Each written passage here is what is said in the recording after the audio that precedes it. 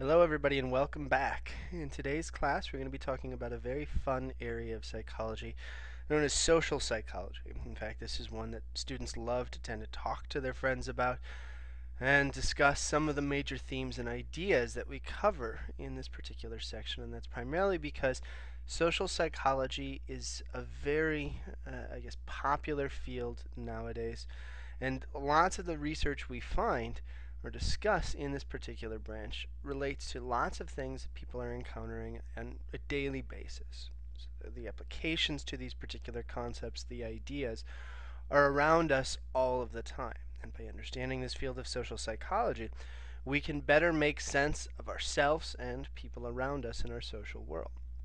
If we want to pinpoint exactly what social psychologists study, what we see in this particular branch is that social psychologists are interested in studying a number of different aspects. They're interested in looking at what happens inside your mind, your head, based on your interpretations and your sense of things, but also what happens outwardly in your expressions. So we look, just like behaviorists in social psychology, at human behavior. And when we look at these two factors, we assume and we study a number of different things that can affect them. And one of the big things we look at is just the social world. So different social factors or environmental factors that can impact or change a human's thoughts and behavior. But we also, in the field of social psychology, spend a lot of time studying groups, looking at how groups can affect an individual or how an individual can affect groups. What's also interesting to a lot of social psychologists is we can even see that groups, just being groups, can change the dynamics of that group and the way people interact with each other. And since we don't have time to cover all the different social psychology areas that are out there, and there's no real one person that shaped this field, instead of doing what we've done in past classes, what we're going to do today, and in the second part of class, is discuss the general idea of what social psychologists study. And so we'll look at two of the major areas or two of the major topics that have gained a lot of interest over the years and talk about some of the more groundbreaking research that's been done in those particular areas. In the first part of today's class, what I'd like to do is talk about an area called social perception. To introduce you to this, what I thought we'd do is a little activity. This activity requires you to think back at least a couple years, probably in the first one, maybe just a few minutes in the second one. What I want you to do in the first activity is think back to your best friend, maybe in high school or your current best friend, if you've got a really good one now that you can think of. What I want you to do is think back to when you first met. When you first met, I'd like you to remember, when was it that you decided that you actually liked this person? Was it right away, or did it take a while for you to warm up to this individual? And when you're asked to describe this person to another individual now, I'd also like you to think of how you would actually describe them, articulate who they actually are. As you're thinking about this, let's move on to the second activity, where instead of thinking of somebody you really liked, think of somebody that just recently did something that annoyed you, that got you very upset. I want you to not only think about which person that was, but why was it that they irritated you? What was it that set you off? And the last question I want you to ask yourself is, if you've seen them since that point, is there still that residual effect? Are you still angry with them, or do you still have that kind of bias towards their behavior? Both of these questions, about you judging your friends, you judging others, you making sense of the actions of others and your friends, you determining what somebody's like, is all a part of this field called social perception. Social perception looks at how we judge others and how we make sense of our environment. When we look at the field of social perception, what we see is that there's a number of questions that people in this branch of social psychology ask. A number of people studying social perception ask a very prominent question, and that's, when do we start to form these perceptions? When we think of our best friend, we might ask, did you discover that you like this person right off the bat and quickly become best friends? Or was it a slow, gradual process that required many months and years before you had any inkling that you liked them? Another question we might ask is, when we're talking about forming perceptions, does it work the same for groups as it does for individuals? If you meet somebody from, say, a neighboring school, do you form a perception of that person in a different way because you know they're from that school? Or do you form a perception of them the exact same way you would form a perception of an individual? And once these perceptions are formed, another question we can ask is, can we change them?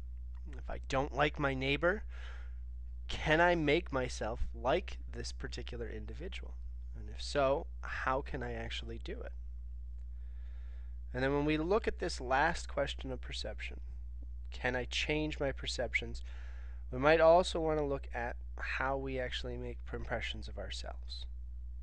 Right? If we're doing something for ourselves to justify who we are, to make sense of what we're like, we do this for somebody else, or do we do different things and operate on completely different mechanisms? These are some of the questions that we're going to be addressing in this class. They're some of the major questions that social perceptual psychologists have grappled with over the last couple decades. We won't be able to answer every subtle nuance to probably every question that you might have, but we can at least get a semi-coherent story about all of these questions in today's class. When we talk about perceptions, as I said earlier, one of the first questions we ask is, when are our perceptions of others formed? Most people have a tendency to think that they're very thoughtful when it comes to trying to discover whether or not they like something, whether they prefer one individual over another, or whether they have a positive or negative perception of others, or whether or not they assume specific characteristics about certain people.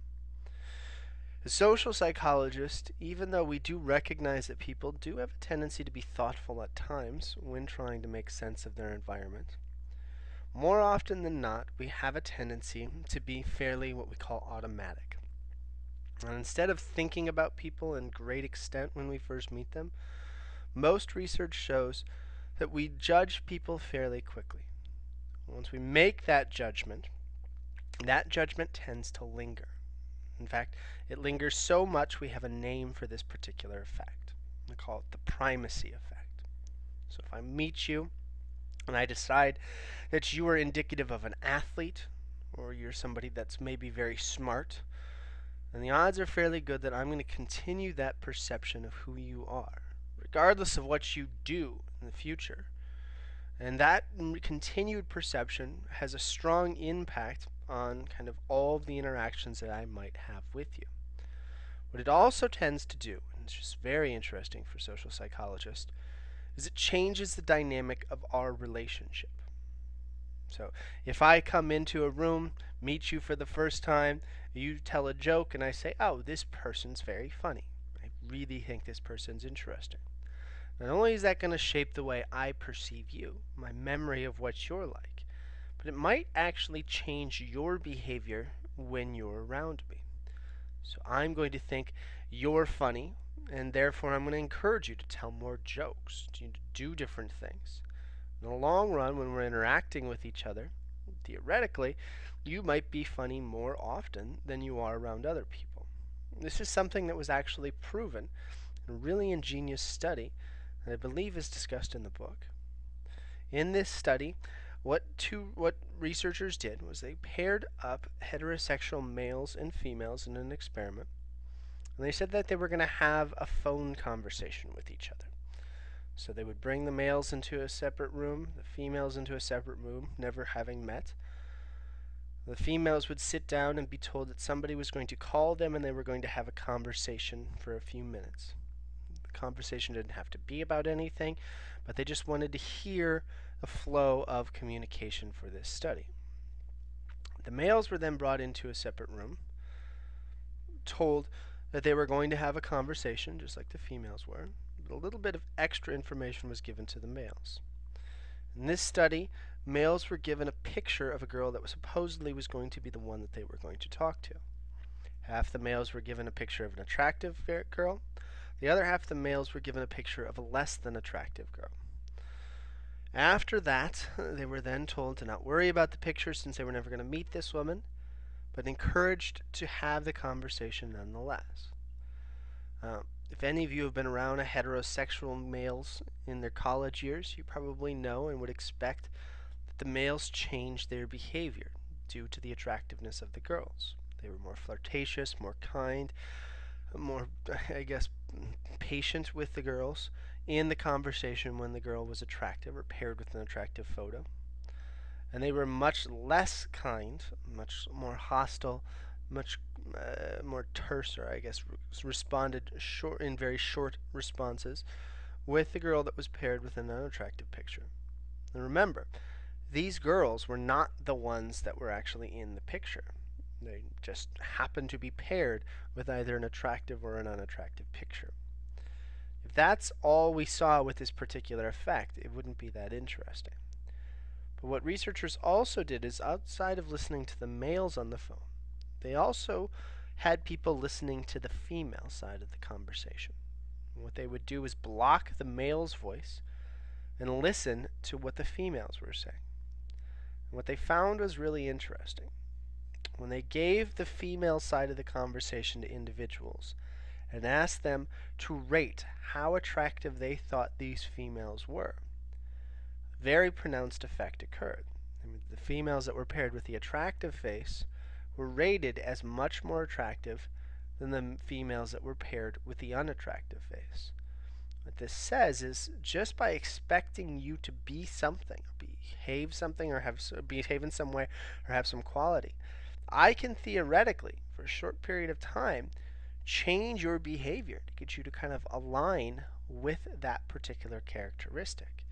It shows us how powerful these self-fulfilling prophecies can be, which is why maybe some of you, when we were growing up, had parents that were very, very forceful in making sure that in the first day of school you were very well behaved, well dressed, very nice, because the idea was that once an impression of you is made, it could really carry over.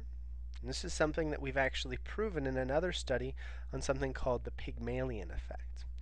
And to see the effects of the Pygmalion effect, I want you to go to the link that you see there, which will bring you to the Discovering Psychology series.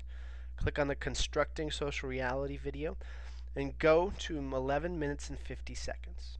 And there you'll watch about 5 minutes of video talking about the Pygmalion effect and how these self-fulfilling prophecies can be very powerful in things that we don't usually attribute to social psychology. After you're done, please come back and we'll move on to the next slide. Now, one of the questions you might be asking if you've seen that video is, well, if this is something we can apply to the individual, what happens when we start talking about groups?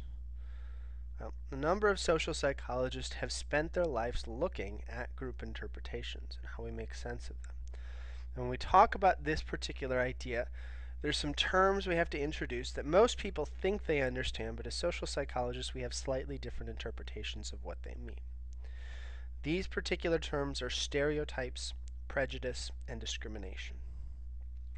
Stereotypes are things that we usually discuss or use in our normal terminology in order to try to describe how somebody perceives another individual.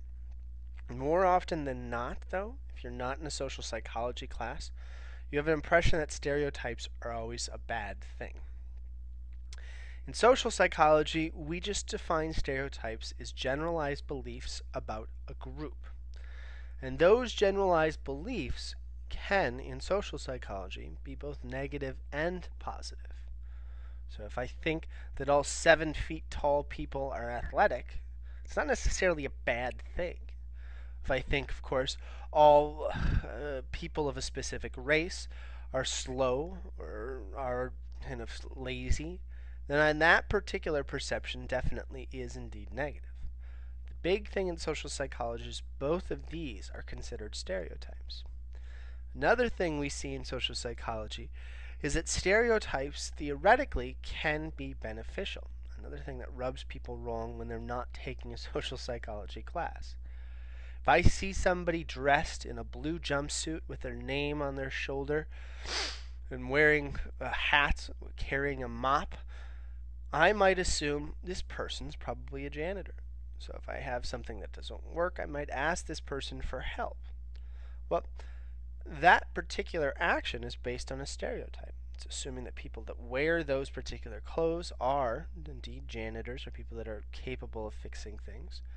Am I asking them for help from that particular issue is again an example of me stereotyping, assuming that they're capable of fixing those things. Fortunately for me, more often than not, if people are wearing those outfits and are carrying something like a mop, then I'm probably going to be right. We see this all the time in social psychology. Even though there's oftentimes when people don't represent the groups that they seem to be paired with, they're different from the general groups that are there. If we can create accurate stereotypes, accurate assumptions about people within a group, we can theoretically interact with people much more effectively. The problems with stereotypes arise when those perceptions become negative, more importantly, unfairly negative. When we're doing that, we're creating something called a prejudice, an unfavorable attitude towards a group of people, primarily because of some stereotype that we have about them. When we look at prejudices for a long period of time, researchers assumed that prejudices were based on just some simple things: age, race, gender, religious affiliation, and that these things were really, really important, so that's why prejudices arose. Subsequent research, though, has shown that we seem to be able to form prejudices on just about anything. And once they're formed, we can act in a way that really highlights those prejudices and causes us to treat a person unfairly, primarily just because they're a part of their group. We call this discrimination. What I'd like you to do now is, again, go to that Discovering Psychology series, go back to that Constructing Social Reality video, and this time go to 5 minutes and 32 seconds in the video. And you will see a video that discusses a groundbreaking experiment done actually by an elementary school teacher.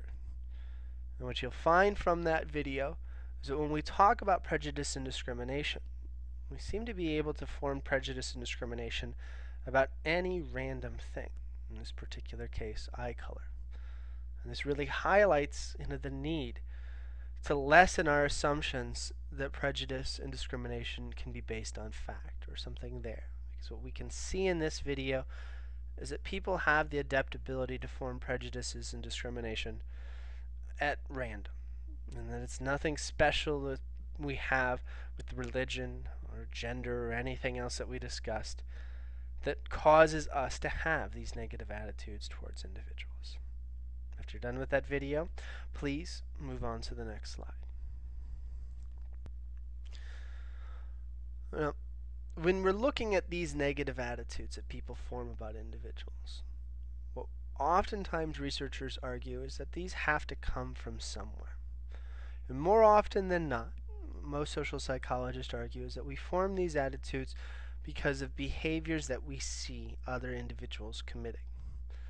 If I see you as an athlete and I see you, say, skipping lots of class, doing certain things that most students don't do, I might say, oh, this person's lazy, and all athletes must be lazy. Or I could just say you in particular are lazy. When I'm doing that, I'm basing my assumptions of who you are on your behaviors. This idea of making sense of behaviors is, again, something social psychologists have been interested in for many years. When we're talking about making sense of somebody, explaining why they're doing the things they're doing, we get into a new area of social psychology called attributions. Attributions, theoretically, is a process that we use to determine what somebody's like, to base their behavior on the situation or their personality. When I make attributions, I can do it in two ways. If I see you commit a behavior, I can assume that that particular behavior is a part of you or just a product of the situation. If I assume it's a part of you, I'm making something called an internal attribution. So in the picture you see to your right with Roy, if I'm aliens and I'm walking off of my spaceship coming down to Earth, and the first second I introduce myself to somebody in this particular world, and he then goes ahead and squeezes my head and starts shaking violently, I'm probably going to make an internal attribution.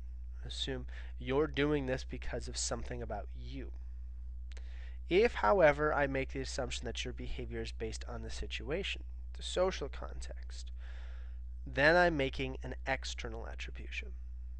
So for us, when we look at Roy, we might say a hand's being extended to him. When that happens, you're supposed to shake it. It's nothing to do with Roy that he's shaking the head. It's just a social norm. This idea of determining if somebody's behavior is internally or externally based is what we theoretically can use to determine what somebody's like, whether or not we like or dislike them, and what individuals within a group might have associated with them. But how we make those internal and external attributions is a very interesting story. For a long period of time, social psychologists grappled with the question of what led us to make an internal or an external attribution about somebody. And after a number of theories were proposed, one prominent idea started popping up, called the covariation model. And in the covariation model, what researchers proposed is that we could make a very accurate assumption about whether or not somebody's behavior was internally or externally motivated by asking 3 questions.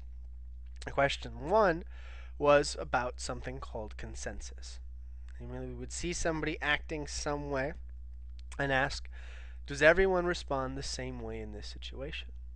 So, if I'm those aliens walking off the ship, Roy comes and squeezes my head, I might ask, does everybody squeeze my head?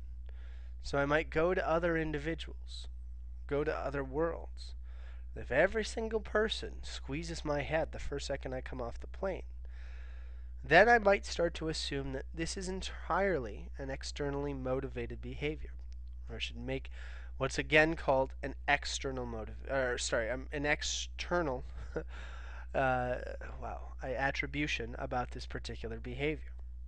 If, however, not everybody's doing this is only kind of a one-time thing with this one individual, then I have to move on to the next question before I determine if I need to make an internal attribution. The next question I ask is about distinctiveness. Namely, I ask, does this person often respond the same way in other situations?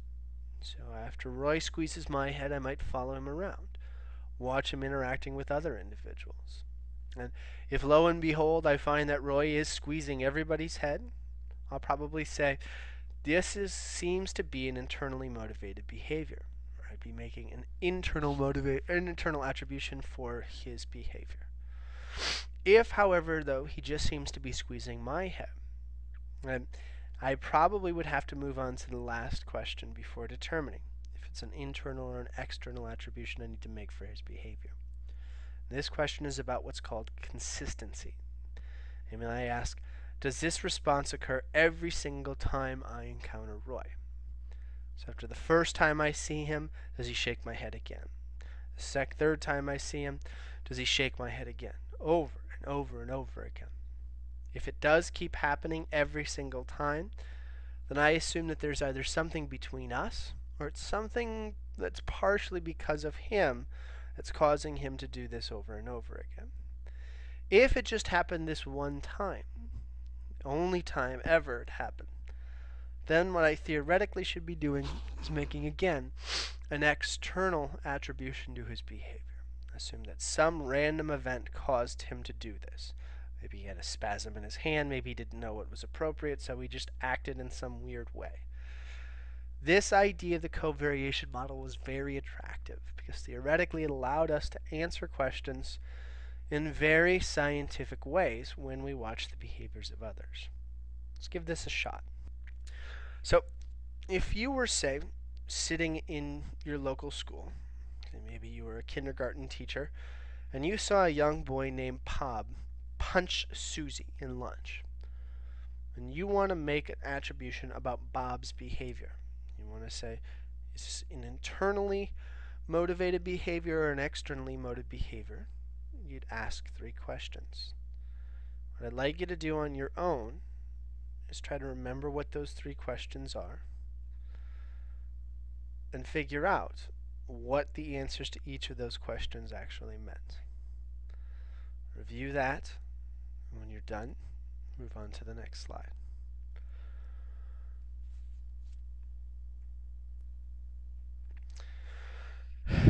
Now, this covariation model was really attractive. Social psychologists were really enamored with it, and they started applying it to a number of situations. But after we'd used it for a while, we stumbled across something that kind of caused a bit of a hiccup in this particular theory.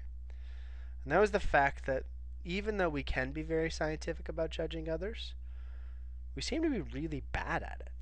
In fact, what numerous researchers have shown over the years, at least in Western cultures, we don't calculate anything at all. Instead, what we have a tendency to do is automatically make one particular attribution when we're judging others. This particular attribution we make always is an internal one. In fact, this particular effect is so unbelievably strong that we give it a very special name. We call it the fundamental attribution error, because it's so ingrained within most people that we don't even consider the possibility of making the alternate choice. In essence, what the fundamental attribution error says is when I'm judging your behaviors, I'm going to always assume that your behavior is indicative of you. And this particular effect was shown in a very ingenious experiment that showed how unbelievably powerful this fundamental attribution error was.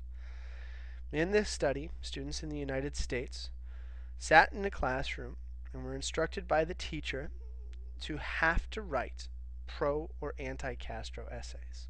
Usually the class was split in half, and the instructor told, in front of all of the other students, a group of the students, that they had to write a pro-Castro essay. Fidel Castro being a very controversial figure in Cuba around 40 years ago. The other half of the participants were told in front of other students, that they had to write an essay that was strongly opposed to the actions of Fidel Castro. Remember, all students watched their classmates get these instructions. All students themselves were forced to write these essays. And after they wrote the essays, the students would turn them in, and the instructor or the experimenter returned the essays back to the students, giving random students random essays from their classmates. Then the students were asked to rate how much these people in writing these essays actually liked or disliked Fidel Castro. Now, since they were encouraged to read through what was written and get a true sense of the person's feelings. And what they found was really interesting. Almost everybody who wrote a pro-Castro essay was believed to actually like Fidel Castro. And almost everybody who wrote an anti-Fidel Castro essay was believed to not like Fidel Castro. This seems ironic considering they all saw every other one of their classmates get forced into writing these essays. But this is how strong the fundamental attribution error is. Even if I know that your behavior is entirely externally motivated, I'm inclined to make an internal attribution. This effect had been replicated time and time again for a number of decades, and then something interesting happened. Namely, we started going to other cultures and studying this particular idea. What we found was very, very surprising. Kai-Ping Pong, a researcher actually at UC Berkeley, the area that I'm at, found that this fundamental attribution error is anything but fundamental when we look at different groups. What I'd like you to do to get a sense of his research and what he found is go to that Discovering Psychology series again and go to video 26, Cultural Psychology, and open up the video to minute and 48 in so you can watch the research of Pong and also some of the major conclusions that he had there. Afterward, as usual, progress on to the next slide. Now, one thing that we've also found when we talk about judging others is the fact that when we judge ourselves, a lot of the rules that we discussed are actually off the table. In fact, when we judge ourselves, we almost do the opposite of the fundamental attribution error. This is because of something we call the actor-observer effect. Namely, when I'm trying to determine why I'm doing something, I have a penchant to talk about external factors, or I need to describe external attributions to most of my behaviors. An example of this would be if I'm late for school. If I'm late for school, it's because something caused me to be distracted. Somebody or something in the environment prevented me from making it on time. If my friend's late for school, though, it's because my friend's tardy. If somebody I don't know is doing something, then I know it's because, well, there may be a lazy person or a bad individual. What the actor-observer effect argues is that the more distant we get from ourselves, the more likely we are to make internal attributions of the behaviors of others. And this was something that was proven in a study that involved 3 characters, 2 of which the participants had introduced themselves. In the study, what students were asked to do was write down their own name, the name of a very close family member, and then they also had to identify that they knew a very popular figure in the United States around 30-40 years ago named Walter Cronkite. Walter Cronkite was big because he was kind of the primary newscaster for almost every American news channel out there. And Walter Cronkite, though very popular, was not very well known. We didn't have lots of scandalous information about his life, what he did. In fact, most people, even though they saw him every night, didn't know if he was married or single or whether or not he had a family at all. This was perfect for the researchers in this study, because what they would do is get the person, again, write their name, write their family member's name, and they used Walter Cronkite as the third person. And then they would present students with facts. So they'd say, you were caught speeding on the road, or your family member was caught cheating on a test, or Walter Cronkite slept in and missed work. And what they then asked people to do was explain why these behaviors were occurring. And what they found related very strongly to this actor-observer effect. And when people were justifying their own behaviors, describing why they did the things they did, almost everything was an externally motivated factor. Every single time they did it, they made external attributions. When they talked about family members, half the time they were making external attributions. The other half of the time they were making internal attributions. But with Walter Cronkite, every single time they would commit the fundamental attribution error, or make internal attributions for Walter Cronkite's behavior. However, when we look at this actor-observer effect, there is one catch. And that's the fact that when people are judging themselves, they have a tendency to actually reverse this effect when positive behaviors are displayed by themselves. So if I fail a class, it's because it was a stupid class, or the instructor was really mean, or essentially there was no way for me to do well because of all of these constraints that were going on. If I do well in a class, it's not because the instructor was nice or things just kind of came together. It's because I'm very intelligent, or I'm very smart, or I'm a very good student. Essentially, we can make internal attributions when good things happen, but stay with the external attributions when bad things happen. We call this the self-serving bias, or it's also sometimes called self-serving attributions. Now, what's really interesting, though, when we talk about this actor-observer effect and self-serving bias, again, when we compare it to other cultures, is the fact that it seems to be, just like the fundamental attribution error, reversed when we go to East Asian cultures. So, even though in the United States the actor-observer effect is still very profound, self-serving attributions are even becoming more profound, in East Asian cultures, we tend to make very, very internal motivations or internal attributions to our own behaviors, and very strong external attributions to the behaviors of distant others. But when we do badly in East Asian cultures, then that bad performance is internally motivated. But if we do well, that particular behavior is usually attributed to some external factor. something that allowed us to do well that has nothing to do with who we are. We believe that this is a cultural thing based on of encouraging admittance of wrong and of encouraging and of acceptance of shame and trying to always better ourselves. But we don't know what the long-lasting effects of both groups are with this particular effect. Regardless of what the effects are, the fact that it exists is really intriguing to social psychologists because it shows us that part of our social behavior is possibly part of what we learn to do, or at least motivated by what we learn to do as we're growing up. This marks the end of the first part of this section of social psychology. As you recall, we talked a lot about this idea of social perception. We talked about some of the major questions that social perceptual psychologists ask. The next part of class, we're going to discuss another major area of research in social psychology called obedience, or I guess conformity and obedience. If you haven't done the readings for that section yet, please do that. And we'll be moving on in the next half, kind of prep for the exam and give you the last bit of information that's coming up.